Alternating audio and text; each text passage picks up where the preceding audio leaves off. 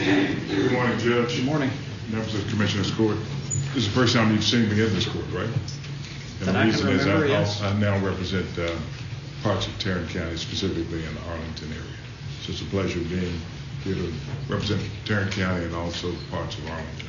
I'm here in two steps. Number one, as a former student at UT Arlington, president, student body at UT Arlington years and years ago. But more specifically, in terms of making certain that there are sufficient voting locations.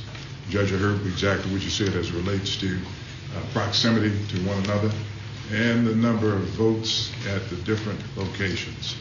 I think the comparable would be the 2020 election in terms of what you're looking at as part of the metrics that you've taken into consideration, and recognizing that this is going to be the election of all times. When you have Harris against Trump, there's going to be a larger turnout in Tarrant County. Recognizing that you said that there's 12 days of early voting, I would be willing to wager you that there will be a lot of people turning out for this election. So from that vantage point, taking into consideration an argument, discussion we had down at the legislature, exactly as you were saying, Commissioner Ramirez, making sure that each precinct has equal access to voting locations. And also serving on the Finance Committee for the past 30 years, I understand the fiscal implications too. But given several things, again, the potential turnout that we're going to have, and trying to figure out exactly how much more money would be necessary. You budgeted, I think, $4 million. How much more would it be to put at least one additional location, two additional locations in each one of your precincts?